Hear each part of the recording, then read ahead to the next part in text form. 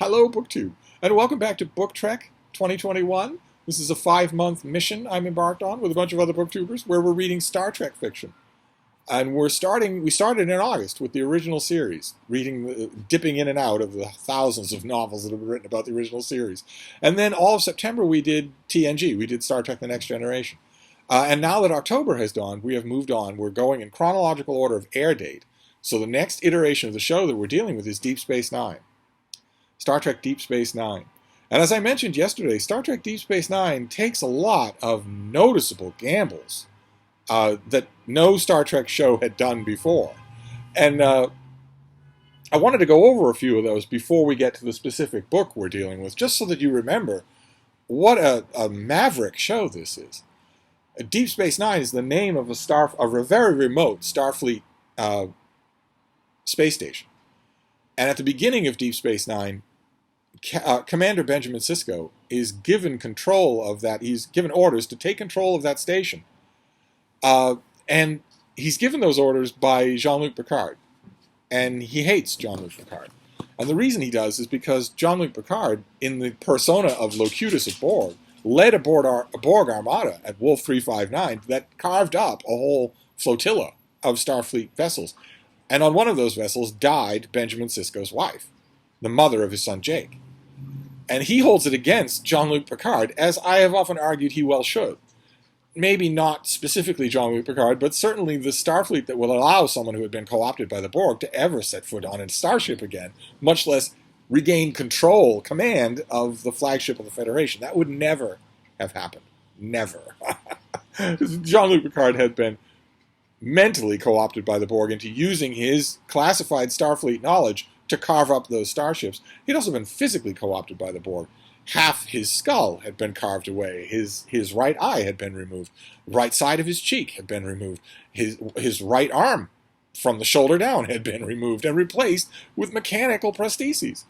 Now, I guess that Starfleet Medical was able to remove those and then regrow them somehow.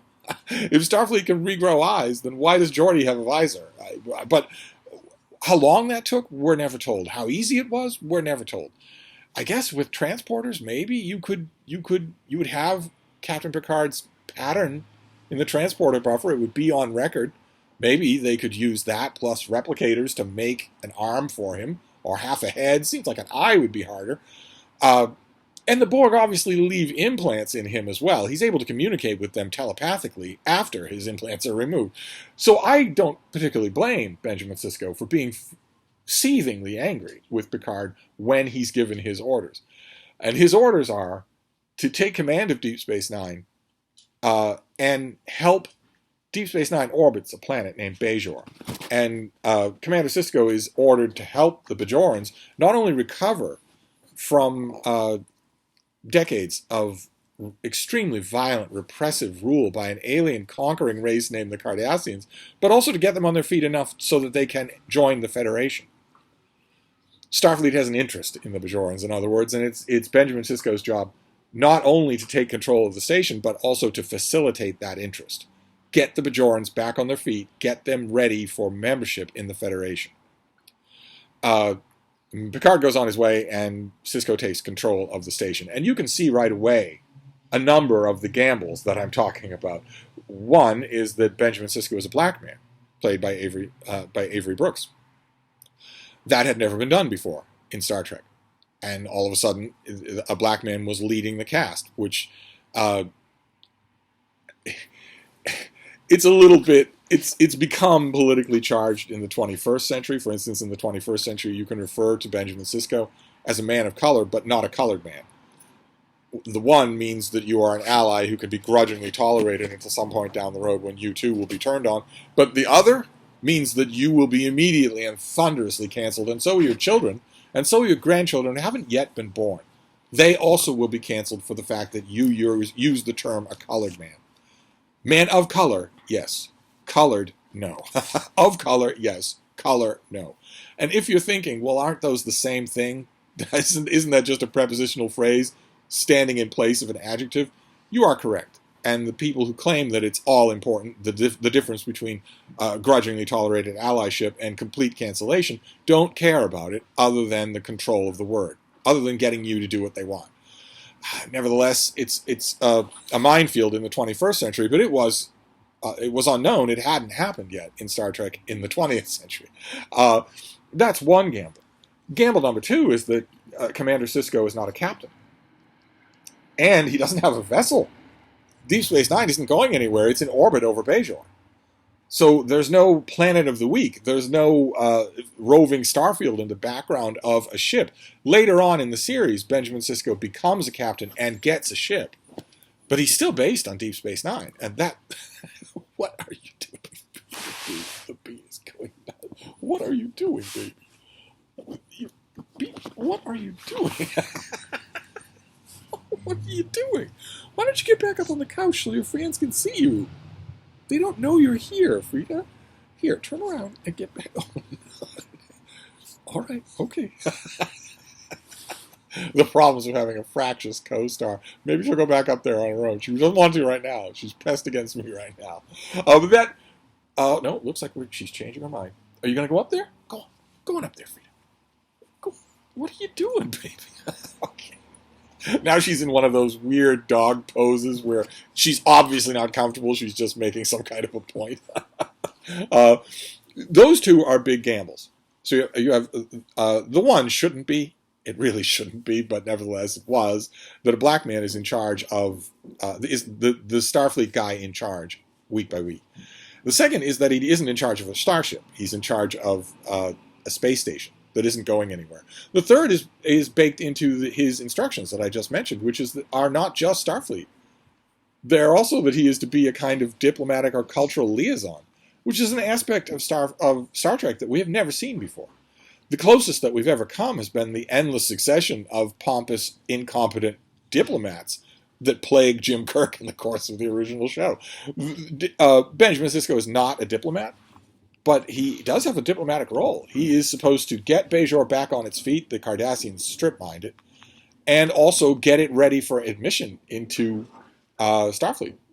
That is also that is a mission brief that we have never seen before. And also, he's a single father. That also we had never seen before. We'd never seen a parental relationship with a parent who is the star of the show. That had never happened before. His young son, Jake, moves onto the station with him. And when he moves onto the station, Sisko takes with him, he has some Starfleet crew. And also some Bajorans. And also some people who are just part of the station. The Starfleet crew includes... Miles O'Brien, who was the chief engineer on board Jean-Luc Picard's Enterprise, he gets transferred to Deep Space Nine. And he brings with him his shrewish wife, Keiko. There's also a science officer named Jadzia Dax, who is a Trill, an alien species we've met before, but now we have one in a starring role on the show. Jadzia Dax is a tall, beautiful young woman, but that's Jadzia, the Trill. The Trill are a kind of a shared species. There are millions and millions and millions of Trill, but one in every million or so, is chosen to join with a symbiont, which is like a giant basset hound-sized slug that is inserted into their abdomen and takes control of a large amount of their body's functions. The symbionts are also native to the Trill homeworld, and they live for a long time, centuries, and they're sentient. A telepathic, deeply biological bond is built up between the Trill and its host. Jadzia hosts the Dax symbiont. And the Dax symbiont is not only centuries old, but has spent a large amount of that time in connection with Starfleet, with the Federation. The previous host for the Dax symbiont was a man named Curzon Dax, who was a roistering, loudmouth, but very effective Federation diplomat for decades. And Curzon Dax knew Benjamin Sisko. They were friends. They had a father-son, mentor-mentee relationship. Jadzia Dax, the new host of the same Dax symbiont, is one of Commander Sisko's command crew, which is why he refers to her in the course of the series as Old Man.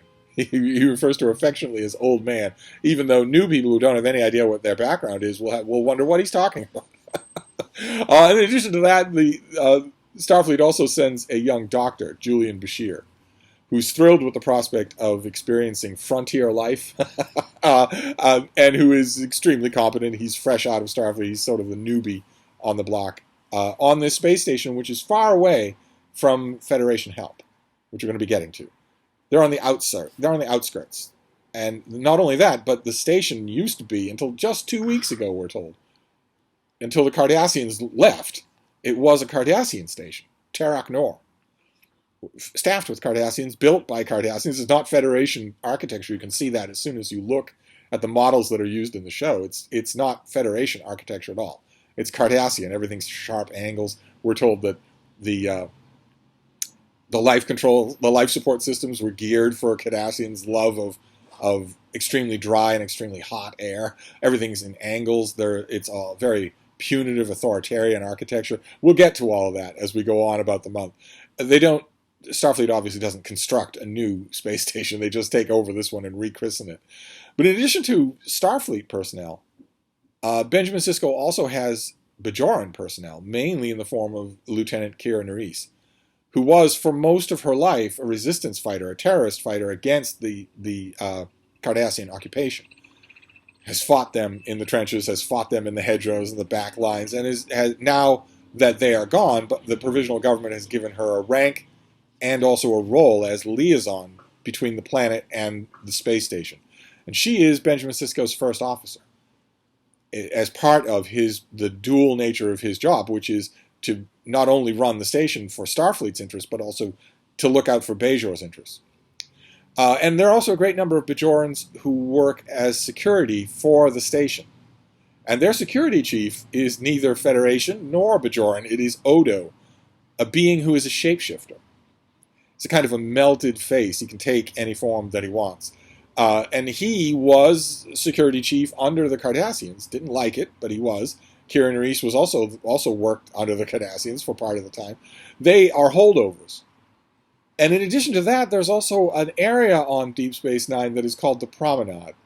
And it's a long, big area, a ring of the station that is devoted to secular interests, commercial interests. There are holosuites, there are gambling dens, there are restaurants and bars and whatnot.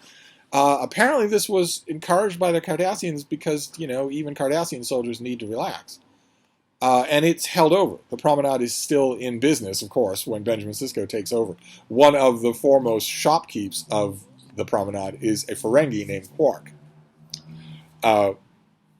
who is played by the same guy, the same wonderful, talented actor who played the horrible principal in Buffy the Vampire Slayer.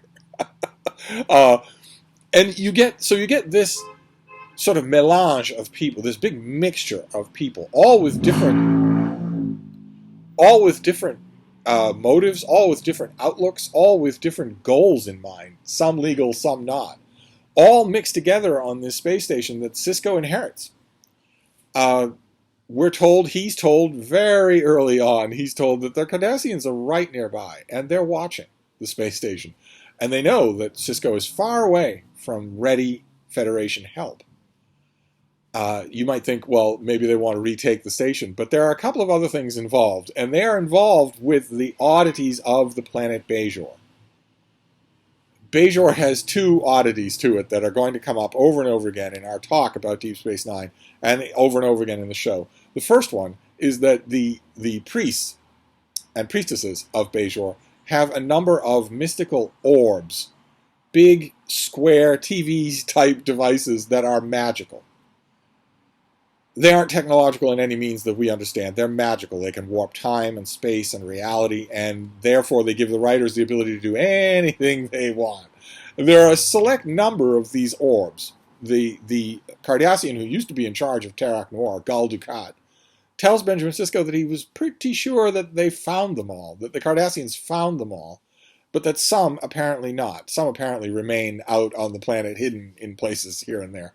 Those orbs are going to become very, very important. But also something that's going to become very important is those priests and priestesses. Who do they worship? They worship the prophets. And where are the prophets? The prophets live, according to the mythology of Bajor, or the religion of Bajor, the prophets live inside a wormhole, a giant, stable wormhole that's just outside of Bajor's orbit. You can see it from the surface of Bajor. There's a wormhole that connects the space around Bajor directly with another quadrant of the galaxy, the Gamma Quadrant, something that would take years to travel to on a normal warp speed. We're told in Star Trek that wormholes are dangerous, first of all, that they're usually very small, second, and that they're usually unstable, third. The wormhole just outside of Bajor, the wormhole orbiting Bajor, around which Bajor is orbiting, is not only very old enough for mythology to spring up around it, it's also completely stable and huge. Ships can pass through it and regularly do. We're told that Deep Space Nine, Terra Noir, gets traffic from the Gamma Quadrant on a regular basis. And presumably traffic goes in the other direction as well. That is unknown. That situation exists nowhere else, anywhere in the Alpha Quadrant, not only in the Federation, but in any other planet. And that makes Bajor distinct. But the Bajorans don't just worship the prophets in the wormhole. They also have a semi-divine respect for the emissary of the prophets, who they think is Benjamin Sisko. So although the Bajorans are being considered for almost immediate induction into the Federation, so the Prime Directive certainly does not apply. The Prime Directive usually forbids Starfleet people from interfering in the natural development of pre-warp civilizations, including disabusing them of stupid notions, outdated notions, provincial notions that science contradicts. You're not supposed to do anything like that, according to the Prime Directive, but obviously the Prime Directive is not in force, because not only is Bajor being considered for membership in the Federation fairly soon, but Major Nerys is able to see transporters operate. She's able to be involved in phasers and photon torpedoes and force fields and whatnot. She knows all about the Federation. She knows all about their technology. And the Federation the Bajorans aren't just making things up. There are creatures that live inside the wormhole. How they got there, why they live there, what control of the wormhole they have. We don't ever really learn any of the whys of any of that. But the Federation refers to them as wormhole aliens. There are definitely sentient beings inside that wormhole. So the Federation knows that the Bajorans have made a mythology out of something that isn't divine. And the Federation also knows that one of their officers is considered a messiah-type figure by the whole population of a planet. And that brings us to a few of the conceptual problems of Deep Space Nine. I don't think it's a conceptual problem. Of course, it's not a problem to have a black commander. It's long overdue. And it's not a conceptual problem to have the show take place on a stationary object. But there are a bunch of other conceptual problems that crop up fairly early on, things that I was questioning even while I was watching the first episode. And one of them is that duality, that dichotomy there, that surely Starfleet, we'll leave aside whether or not Starfleet would ever employ Jean-Luc Picard again, because surely Benjamin Sisko would not be the only Starfleet officer who hates him because of that reason. Even if he were kept as captain of the Enterprise, he'd be fending off assassination attempts every day. But leaving that aside for the minute, it seems odd that Starfleet would either not tell the Bajorans, look, there's nothing to your religion. Your religion is based on something that we can calculate, we can analyze it ourselves. They're aliens that live in this wormhole. They're not prophets. Either Starfleet would do that, or Starfleet would say, well, we can't have one of our officers considered a messiah, so we'll quietly transfer Benjamin Sisko somewhere else, and we'll have someone else run the station, someone that the Bajorans won't have a religious fixation with. And Starfleet doesn't do either one of those. Instead, Benjamin Sisko takes over the station and just starts to make do with what he has. And that leads us to another huge conceptual problem with Deep Space Nine, which is connected with all the things that I've mentioned.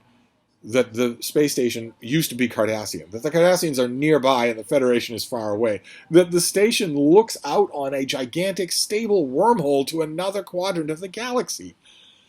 Given all of that, there is no possible way that Deep Space Nine would be left as vulnerable as we see it left. There is no possible way that Starfleet would do that. Benjamin Sisko, first of all, would not be in control. An admiral would be stationed on Deep Space Nine, and he would have at his disposal a fleet of the best ships in Starfleet. They would be studying the wormhole. They would be policing the wormhole. They would be policing Deep Space Nine to make sure it didn't fall back into Cardassian hands. Picard wouldn't just say to Benjamin Sisko, all right, well, you've got some uniformed Bajorans with pistols on the promenade. good luck, and then sail off with his Galaxy-class starship. He wouldn't do that. Starfleet wouldn't do that. Even before, I mean, you think about a stable wormhole with traffic coming and going from the Gamma Quadrant, you immediately, well, what if somebody invaded the Alpha Quadrant through the wormhole? What would happen there? Now, it takes Deep Space Nine a few seasons to get to that rather obvious what-if scenario, but Starfleet would be thinking about it. There's no possibility that there wouldn't be a fleet right in the area. But there isn't. None of those things happen. Instead, in the first episode of Deep Space Nine, Benjamin Sisko takes over. He meets his first officer, who's the tempestuous Major Kira. He gets to know the station. He meets Odo, his security chief. That's another conceptual flaw. There's no chance. Even if Commander Sisko weren't given a starship, or many starships, he would be given a complete complement of Starfleet personnel in order to hold the station. He would have a security force of his own, and it would be huge. He would dismiss Odo's costume Bajorans. He would dismiss Odo. There's no way that Starfleet would... I mean, outsourcing one thing or another, sure, but outsourcing station security, there's no way they'd do it. You have to just overlook some of these things in order to get into Deep Space Nine. And like the Next Generation's fans were telling me forever, you have to give the show a few seasons. It doesn't get its feet underneath it for a few seasons. I would say the same thing is true with Deep Space Nine. A lot of good character work is done in the first few seasons, but the show doesn't really take off and become epic until that promised plotline happens, until the threat of invasion through the wormhole from the Gamma Quadrant becomes a reality. Then the show becomes broader scale and greater and more resoundingly epic than any Star Trek incarnation is ever likely to be. And we'll be getting to that. But first you have to go through those first few seasons, and of course those first few seasons generated lots and lots of books. And I'm afraid I read one of those, unfortunately. I didn't bother to read the book that novelizes Emissary, the first episode. Instead, I went straight to Vengeance by David Hugh. Look at that cover. Oh my God.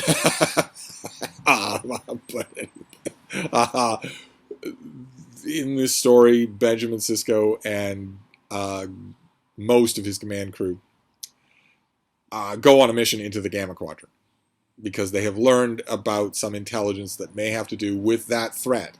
This novel takes place far enough into Deep Space Nine so that threat has manifested itself. That threat from the Gamma Quadrant is called the Dominion. They're an all-conquering species, and they have lots of terrifying men and equipment at their disposal. They're not a minor threat. And Sisko takes the bulk of his command crew off to examine a rumor that they've heard in the Gamma Quadrant, leaving Lieutenant Commander Worf, who we saw in Next Generation. Later on, not at the beginning of the show, but later on, he comes on Deep Space Nine as Chief of Security. And he and Miles O'Brien, of course, are old friends. That very old, very fat hobbit on the cover is Miles O'Brien, or is supposed to be. They are manning the station with Dr. Bashir when the station is taken over by a band of renegade Klingons. If you look at this cover and you sort of take the 30 pounds of Cheeto weight off these two characters and maybe account for the poorness of the illustration, you'll be able to recognize who that Klingon is. And that sort of spoils part of the plot of this book, because one of the Klingons is Worf's brother. And a lot of the Klingons know him. And Worf has to convince the Klingons that he is actually on their side and will help them to take over the station in order to thwart their plans. And it's all very boring and very poorly written. I don't know if I had much exposure to this author before I read this book, but it's not good. It's slangy. It's sloppily written. Nothing is explained. None of the explanations I just gave you are explained. Benjamin Sisko, in the course of this novel, right from page 1, refers to Jadzia Dax as old man. There's never any reference made about why he would do that. God forbid you pick this book up off the spinner rack at your dry goods store and think, well, I don't know anything about this, but it's bound to be interesting because it's science fiction. No, you won't have any idea what's going on. Nothing. And I mean literally nothing is explained. When, in many cases, I started counting by page 50, the explanation would take no more than half a sentence. It would be easy to do. It's just bad writing. That's all. It's just bad writing. Maybe I would grant that it's hurried writing. If we say that it's hurried writing, there's only one way to prove that for sure, and that's to read another David Hugh novel, and I will do that, because I think he's written a few Deep Space Nine novels. But this one, as my starting point for DS9 fiction, was terrible. It was boring. It was almost entirely incoherent. The ending had characters not only stepping out of character, but vaulting out of character in order to get a couple of really telegraphed comedic bits off the ground. But they don't get off the ground. The comedy comes from what you already know. It doesn't come from you changing everything. And none of the characters, up until that point, none of the characters are in character at all. I shouldn't have started with this book, I don't think. So I will move on to some other book tonight and hope for better. I was hoping that this was kind of a standalone novel. It's not listed as part 1 or 2 of any series. But no, no, it didn't work. So maybe I vaguely recall Deep Space Nine novels being really bad, just on general. Maybe that will end up being true, but I'm hoping not. It's still early days. So I'm going to try something very different, maybe much later than this, and see if that treats me any better. But we're going to be continuing to talk about Deep Space Nine as the month goes on. Not just the novels, but the way the series changes. I've already foreshadowed some of that, right? Which is that Gamma Quadrant invasion does indeed happen. Also, Worf joins the station. We learn a lot more about Odo. We learn, for instance, that the Dominion is ruled by shape-changers, and they are his people. Many other things. We'll get to all of them, but for now, I'm afraid Vengeance was not very good. It was a bad start to my DS9 reading month. But tonight is a different night. We will see if it's any better. I will let you know. Thank you, BookTube.